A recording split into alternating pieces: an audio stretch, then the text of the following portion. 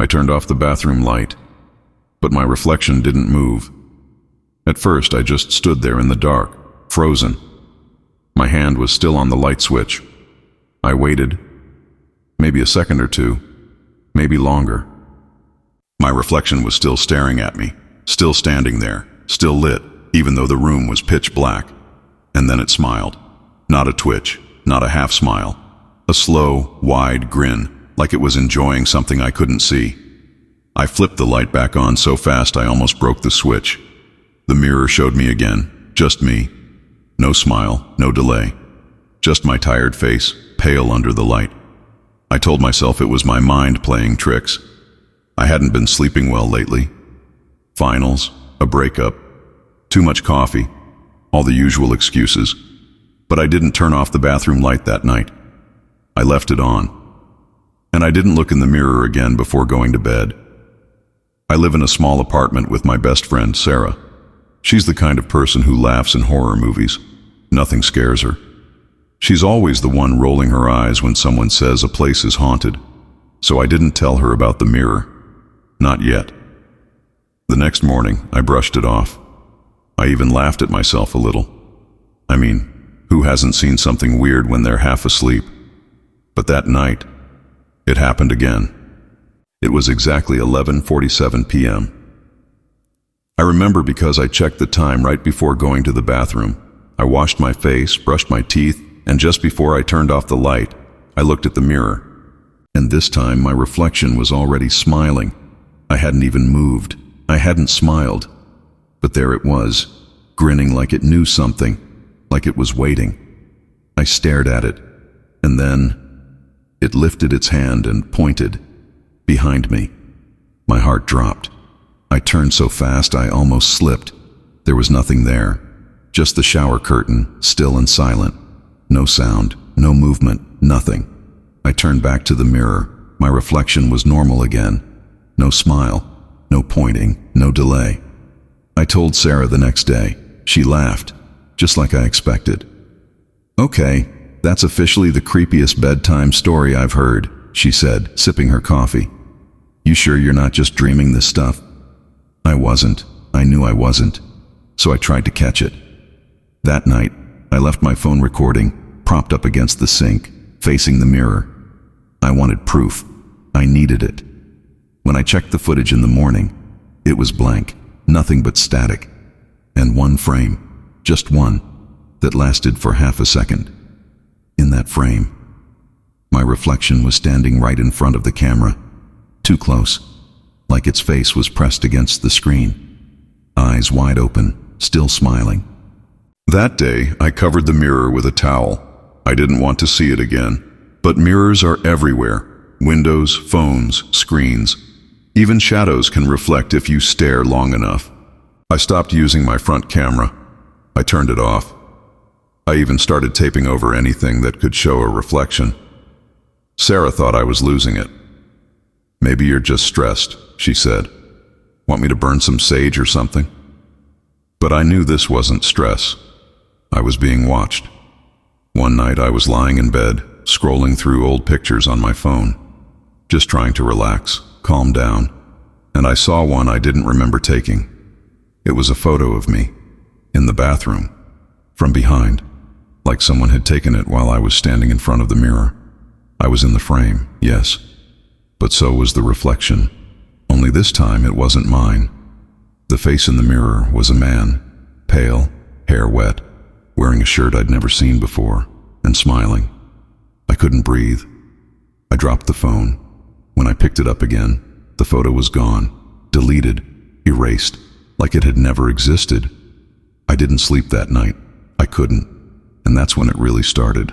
The scratches, the whispers, the feeling of being watched, even in places with no mirrors. One morning I stood in front of the mirror. I needed to face it. I looked myself in the eye and said, "Who are you?" And the reflection smiled again. But this time I didn't. The reflection raised its hand again, pointed behind me. I didn't turn. I took out my phone and turned on the selfie camera. And there he was, standing right behind me. I didn't turn around. I just kept looking at the phone screen. He was there, Behind me, perfectly still, a man, pale and silent, standing close enough that I should have felt him breathing. But I felt nothing. Then the camera glitched, the screen flickered, and he was gone. That morning I stayed in bed. I didn't go to class, I didn't eat, I barely moved. Sarah knocked once to check on me, but I told her I was just sick, which wasn't entirely a lie. I felt like something inside me was getting weaker, like the more I saw him, the more space he took up. In me. That night, I did something I should have done weeks ago. I covered every mirror in the apartment. Bathroom mirror, gone. Bedroom mirror, gone. Microwave and oven, covered. Even my laptop screen stayed shut. But it wasn't enough, because that night I saw him again, in the window. I was brushing my teeth using the black reflection of the window instead of a mirror. And there he was, not behind me this time, but in the glass, on the other side. He wasn't moving, just staring. No smile, just those empty eyes. When I blinked, he was gone again. But I was starting to understand something. He didn't need mirrors anymore. Sarah finally got worried. "You haven't left the house in 2 days," she said. "You look like you haven't slept in a week." "I haven't," I said. "There's something here, something watching me, following me." She gave me a long look, then said quietly, "Is this about your mom?" I froze. My mom. It had been 5 years since she passed away. I never talk about her, not with Sarah, not with anyone. When I was 11, I saw something in a mirror once, something I told my mom about. She didn't say I was imagining things. She didn't tell me it was a dream. She just stared at me. Then she covered the mirror, just like I did. I didn't think about that until now. That night I had a dream. I was standing in front of the bathroom mirror again, but the room was reversed. Left was right, right was left. Even the clock on the wall was ticking backward. The man was there. But this time, he wasn't smiling. He was crying. Blood ran from his eyes like tears. He raised his hand again and pointed behind me. When I turned, I saw my own body, laying in bed, still, lifeless. I woke up gasping for air. The next morning I told Sarah everything. Not just the dreams, the man, the photos, the smile, the feeling of being watched. I was expecting her to laugh again, but she didn't. Instead, she said, "Something weird happened last night." I waited. "I got up to get water," she said, "and I saw you in the hallway, just standing there, facing the mirror." "I never left my bed," I said. "I know," she whispered. "That's why I'm telling you." Together, we went to the bathroom. The mirror was still covered, but Sarah lifted the towel. The mirror looked normal. We both stared at it. Then, without a word, Sarah raised her phone and turned on the camera. She pointed it at the mirror, and the man was there, clear as day, standing between us, closer to me. We screamed, dropped the phone. It slid under the sink. When we picked it up, the screen was black, and the photo wasn't in the gallery. That night, I heard Sarah whispering in her room. I leaned my ear against her door. She was crying, saying my name. And then I heard another voice, deeper, male, soft. "You don't belong here," it said. I burst into her room. She was asleep, alone.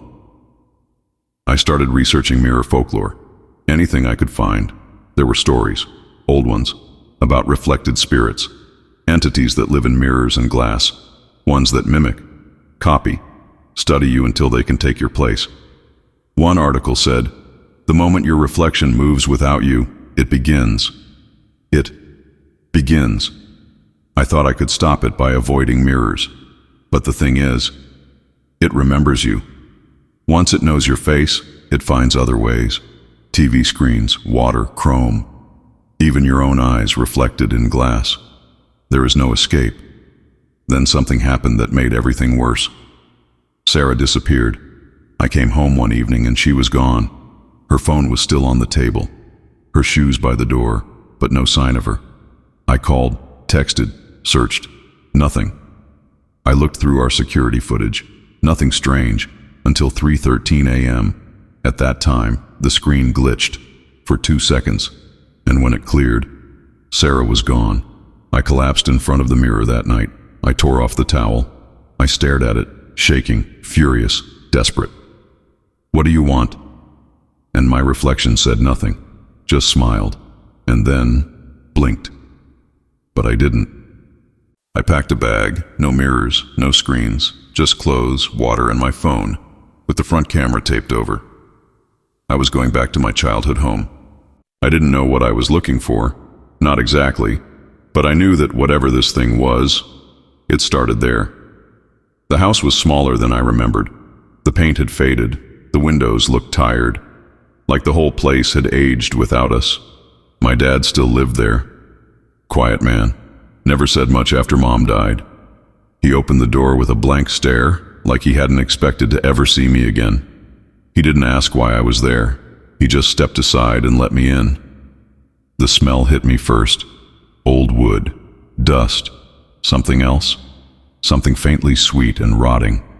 The living room was almost exactly the same. Same furniture, same photos, except one was missing.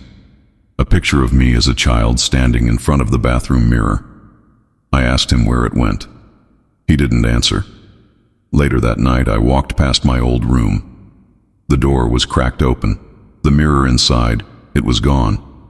Just a blank wall where it used to hang. I stepped inside, heart pounding. Scratched into the wall just above where the mirror once hung were 4 words. "Do not trust it." At dinner, I finally asked, "What happened to the mirror?" Dad looked at his plate, then slowly, without looking at me, he said, "Your mom took it down after that night." I asked what night. He didn't respond. I went digging through the attic, boxes of old stuff, toys, photos, clothes I barely remembered. And then I found it, an old dusty box labeled MIA, age 10. Inside were drawings I had made as a kid, page after page, of mirrors, and in every one a figure stood behind me, sometimes far away, sometimes close. One drawing made me drop the box. It showed me sleeping in bed, and the figure standing next to me, smiling. I took one of the photos and went into town. I needed answers. There was an old library nearby with a local history section. I found a woman there, maybe in her 60s. Her name was Layla. She'd lived in the town her whole life. When I showed her the photo, she turned pale. "That house," she said. "That mirror. It's not the first time." She told me about a man who used to live there before we moved in. He lived alone, no family, no friends. One day he just vanished. Police found his house untouched, except for one thing. The mirror in his bedroom was shattered, and on every shard, his reflection was still smiling. I felt sick. I asked her if she believed in things like spirits or reflections watching people. She looked me straight in the eye. "Some things don't just reflect us," she said. "Some things study us, copy us. Wait until we forget who's who." Back at the house, I went into my mom's old room. It hadn't changed much. Books, candles, her jewelry box, and one notebook. I opened it, hands shaking. Inside were pages of notes, paranoia, fear, drawings of the same figure I'd been seeing, and one sentence, written over and over again: "It's not me in the mirror." The more I read, the colder the room felt. Then I found something tucked into the last page, a photograph of my mother. But in the mirror behind her was the man, pale, smiling, watching. That night I had the worst dream yet. I was in the attic staring into a mirror I hadn't seen before. My reflection began to speak, but my mouth didn't move. It said, "You're not the first." I backed away, but I couldn't move. The reflection stepped forward and climbed out of the mirror. I woke up gasping, heart pounding, drenched in sweat. The attic door was open. I hadn't opened it.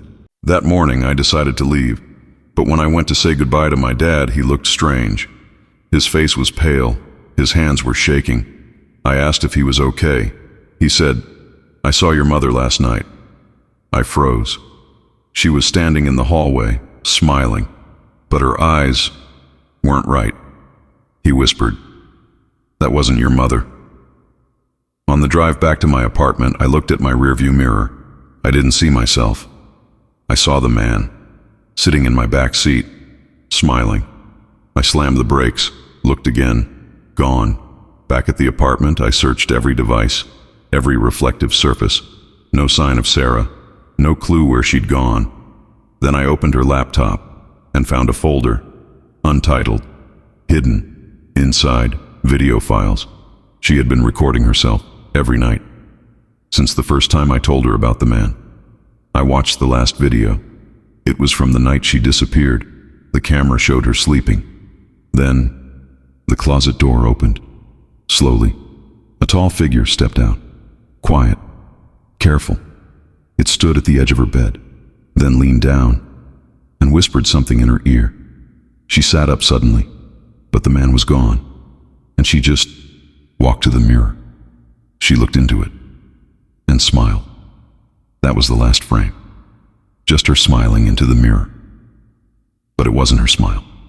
I turned off the laptop, sat in silence, and then I heard something from the bathroom. A creak, like the sound of glass, shifting. I stepped inside. The towel had fallen off the mirror, and written across it in fog were 4 words. "You're almost ready now." I didn't leave the apartment for the next 2 days. I didn't eat much. I didn't speak. I just sat, watching, waiting, because I knew now he was getting closer. I started seeing myself in places I hadn't been. My laptop turned on by itself one night. The screen showed a paused video, me walking through the hallway, only I hadn't left my room. Another time, my neighbor waved at me in the elevator. He said, "Didn't I just see you outside?" I hadn't left the apartment all day. I checked the mirror in the bathroom. My reflection blinked a second too late, then smiled. But I didn't. I began hearing my own voice when I wasn't speaking. It came from other rooms, from behind closed doors, whispers, laughter, sometimes even crying. Always my voice. One night I heard my voice calling from the living room. I stepped out slowly, and there I was, standing in front of the window, back turned to me, still, silent. I said nothing. I just watched, and then I turned around, but I didn't move. The other me turned, smiled, then vanished. I needed help. I found a local spiritual advisor, an older man named Kadir. He worked out of a dusty bookstore that smelled like old paper and something burnt. I told him everything. He listened without interrupting once. When I finished, he nodded and said, "It has chosen you." He told me about the reflected one, a being that waits. It watches until it learns everything about you, your movements, your habits, your secrets. Then it starts mimicking. At first it only appears in reflections, then in your photos, then your dreams, until one day, it replaces you. He said there was a ritual, one final way to sever the connection, but it came with a warning. Once the mirror is broken, he said, you have to choose. Either you leave the reflection behind, or it takes you with it. That night I prepared. I covered every mirror, except one, the bathroom mirror, the one where it all started. I lit the candles, drew the salt circle, just like he said, and I waited. At 3:13 a.m., the air changed. The room felt heavier. The mirror started to fog even though the air was cold. Then, the man appeared. But this time, he looked like me. Not exactly, almost, like a memory of me, slightly wrong. His smile was wider, his eyes darker, and he moved. Before I did, I held the hammer in my hand, raised it. But then, he spoke, with my voice. "Don't you want to know the truth?" I hesitated, just for a second, and he moved. Fast. His hand reached out of the mirror, fingers stretching through the glass like water. I screamed, swung the hammer. Glass exploded across the floor. The reflection shattered. Everything went dark. When I woke up, I was lying on the floor, bleeding from my palm, covered in shards. The mirror was gone, just a broken frame. I crawled away, dizzy, numb, but I was alive. Until I looked at my phone, it had turned on by itself. The front camera was recording, and on the screen, I was smiling, but I wasn't smiling. I ran to the mirror in Sarah's room, pulled off the cover. My reflection stared back at me, calm, still. Then it whispered something I couldn't hear and reached up to the other side of the glass. Its hand touched the inside of the mirror, and the mirror began to glow, like a door opening. I remembered what Kadir said. You have to choose. Either I leave it behind, or it takes me with it. But what if it already had? What if I'm not Mia anymore? What if the reflection didn't want to take me because it already did? That night I found something on my voicemail. It was from my number. My voice. It said, "You're not real, I am." Then laughter, then silence. I looked at every reflection I could find. TVs, windows, my eyes, and every time I saw something slightly off. A delayed blink, a smile I didn't make, a stare that felt colder than mine. I tried the ritual again, but this time the mirror didn't show anything. No man, no shadow, no reflection. Just me, alone. The next morning I passed a mirror in a store window, and I wasn't in it. I couldn't see myself anymore. Not in mirrors, not in windows, not even in my phone. It was like I'd vanished from the world, but only in reflection, and something else was there instead, watching, smiling. I went back to Kadir, told him what happened. He looked at me with heavy eyes and said, "Then the mirror world is open." I asked him what that meant. He said, "It's not just a spirit, it's a realm, a place where reflections live, and we are the copies. Once the door is open, there's no safety in the real world.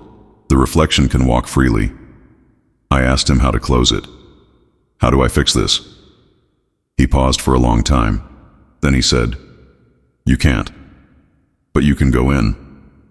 He gave me a second ritual, a dangerous one that would let me cross over into the mirror. He warned me that once inside, the rules would change. Time wouldn't work the same.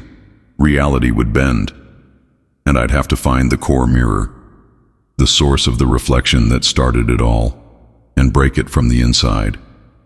That was the only way to end this. I went home, prepared everything. Candles, salt, the same chant as before, but this time I stood in front of a full-length mirror. At 3:13 a.m. I began.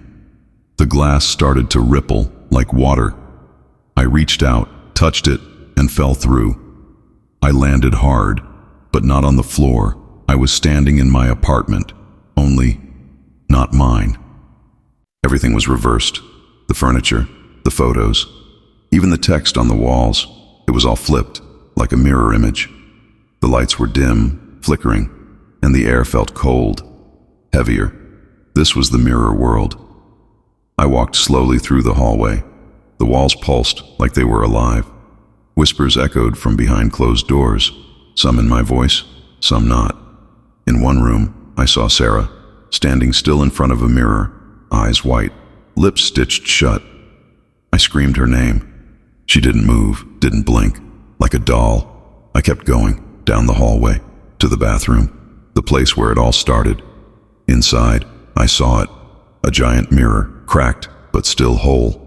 It pulsed with light, like a heartbeat, and in the reflection was every version of me, sleeping, screaming, smiling, crying, and behind them all, him, the man in the reflection. He stepped forward. This time, he looked exactly like me. He didn't speak, just smiled, and reached out his hand. "Come home," he said, but I didn't move. I raised the hammer I brought with me. He frowned. "You were one of us," he said. "No," I whispered. "I never was." And I swung. The mirror shattered. Light exploded everywhere, and I was thrown backward.